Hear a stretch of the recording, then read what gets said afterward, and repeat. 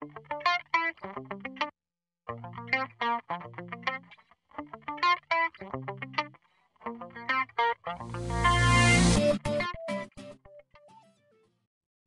عليكم ورحمة الله وبركاته. شلونكم شباب؟ يا رب بخير وبأحسن حال.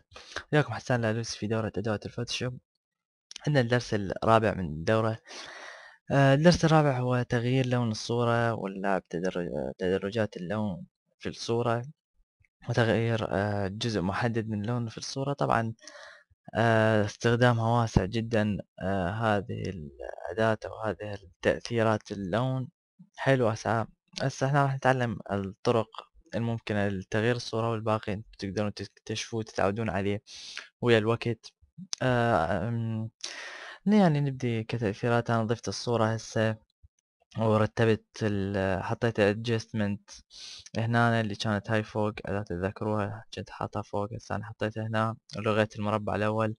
ترتيب القوائم عندك بالفوتوشوب نفس ما تحب انت ترتبهن، وتقدر ترد أداة. يعني تلخبطت عليك وضاعت قائمة من عندك أو ضاعت أداة، تروح على الويندو، بعدين الورك سبيس، بعدين على الديفولت راح يحمل لك الفوتوشوب أول ما ينفتح كأنما هسه فاتح الفوتوشوب. آه هسه صارت عندنا صورة، هذا اللاير، وهاي الادجستمنتس أو تأثيرات اللون هنا. بالبداية راح نتعلم شوية من التأثيرات. هاي كلها التأثيرات. عندنا هاي الجرادينت ماب مثلا، راح ادوس عليها. مجرد ان دست عليها كليك انضاف التأثير. هيانا هذا التأثير تشوفوا، هذا التأثير انضاف لاير. هذا اللاير الصورة مالتنا، هذا لاير التأثير. مثلا اذا نزل لي جوا هسه تشوفون اختفى التأثير، هذا صعده ظهر التأثير. هاي مجرد انه يضيف تأثير ككل الصورة، تأثير لوني ككل الصورة. مثلا تشوفون هيجي يعني كتأثير. نلعب نخلي نسوي الشفافية، صار كتأثير للصورة. إذا نخفي شوفوا هذا التأثير اللي ضفناه. نقدر نحذفه ببساطة، مجرد ندوس له ديليت لاير، كليكي من ديليت لاير، حذفناه ورجع التأثير على أصله. آه، ونقدر نستخدم أكثر يعني، وأشياء أكثر بالتغيير باللون، يعني نتعمق بيها، مو مجرد لون راح يغطي كل الصورة.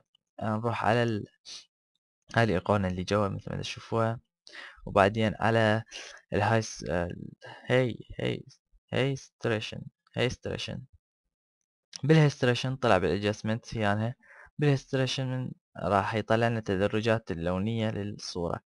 مثلا تشوفون هسه هذا مجرد ان نلعب بيه راح تتغير لون الصورة. مثل هسه تشوفون دا يصير تدرج للون الأحمر دا يزيد. يعني شلون أنا مو خبير ألوان صحيح، بس يعني تقدر أنت تجرب أي شي على مود تطلع اللون اللي أنت تريده. ما يحتاج لها خبير ألوان على مود يعرف يا لون ينخبط ويا أي لون على مود يطلع اللون اللي هو يريده. بس أنت تقدر تجرب اللون اللي تلعب يعني بهذا لحد ما تحصل اللون اللي تريده. مثلا هسه هاي الصورة لونها بني أو ذهبي، لما راح نزيد عليها الأزرق راح يصير هيج لونها. هيج لونها راح يصير الأزرق، بعدين الوردي، بعدين الأحمر. هيج لونها راح يصير.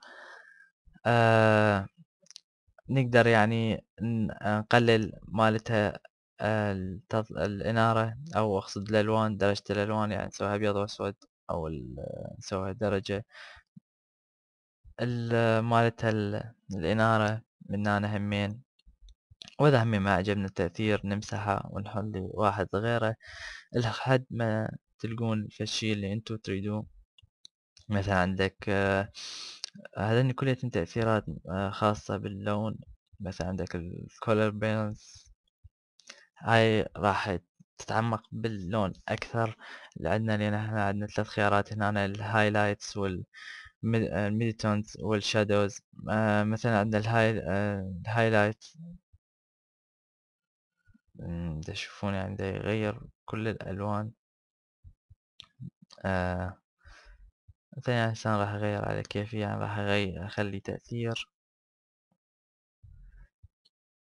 طبعا هاي تفيدكم إذا مزجتوا صورتين وتريدون تخلون الصورتين متوافقة سوية. مثلا ثاني هذا اللون عجبني راح اخليه. شوفوا اللون القديم هيجي انا سويته هيجي، يعني حسب اللي انت تريده. تقدر تلعب هواي بالالوان نفس ما قلت لكم. ادوات يعني اداة يعني واسعة جدا. تقدر تستخدمها هواي، بس يعني احنا هاي كشي مبدئي. مثلا نريد نسوي نضيف صورة ثانية. اريد اضيف صورة ثانية مثلا. نضيف هاي الصورة الثانية. آه، يعني هاي مو مهم كيف نقطع، يعني لأن احنا تعلمنا بالدرس الثالث القطع والقص. آه، أنا راح اضيفه هنا. هسه مو مشكلة القطع. طبعا هسه تشوفون نشوف هاي اللاير فوق اللون ما راح يتأثر باللون، بس لو نخليه جوا اللون راح يتأثر بتأثير اللون اللي احنا خليناه. بس احنا ما نريده يتأثر، احنا خليناه فوق. نريد نغير فد لون محدد بهاي الصورة. نروح على أداة تحديد أو أداة التحديد السحرية، العصا السحرية. مثلا شو نحدد، شو نغير، أي لون نغير؟ هذا الأصفر. مم. أريد أغير لون، ما يتغير. نخلي هذا مربع مو مشكلة. هاي رسمت مربع على هذا الأصفر. راح أريد أغير لون. هسه مجرد إن أنا رسمت مربع عليه مربع تحديد، وأروح من على الألوان وأضيف مثلا الكورال بالانس. لما راح ينطبق التأثير اللون، لما راح أغير راح يغير بس اللون اللي داخل اللون اللي أنا محدده، اللي حددته أنا. مثلا هسه تشوفون انتو ده يتغير. بس أنا مختار جزء أوضح يعني. أوكي، نختار جزء أوضح لما تشوفوا أكثر. أنا لما راح أحددها صراحة أحددها كليتها. نغير المود مالتها. أي نغير المود مالتها هيجي. ايش في دي مود؟ لازم لها قطع. زين أنا أقطع الصورة وبعدين أرجع لكم على مود الدرس لا يطول. أقطع الصورة وأرجع، لأن التقطيع احنا تعلمناه بالدرس الثالث. طيب رجعت لكم ورا. أنا قصيت الصورة ورتبتها. قلت لكم اليوم درسنا احنا مو قص، احنا اليوم درسنا تغيير اللون، فما اهتميت بالقص مع الصورة. بس المهم قصيتها. هسه أنا أريد أغير بس هذا الشخص، ما أريد أغير لون الخلفية كلها. يعني احنا لو نخلي هذا فوقه تشوفون تتغير، تصير نفس الصورة. بس لا، أنا أريد هاي لون وهاي لون. طبعا هاي تفيدنا لمن نخلي مثلا شخص يم شخص، يعني نراهم بالفوتوشوب شخص يم شخص كصورة اعتيادية. ما أريد أعلمكم على هاي الشغلة. ما أريد أعلمكم على هاي الشغلة لأن هواي أشياء تصير بيها. نحدده. مجرد إنه إحنا نحدده، حددناه هذا كمربع كامل. وبعدين نضيف التأثير مالتنا. نروح على ال color balance. وإذا تشوفون هسه هنا بالماسك المربع الأبيض هنا هو هذا التحديد مالتنا. لما هسه نغير اللون راح يتغير بس هذا المربع. شو نسوي يا لون هذا؟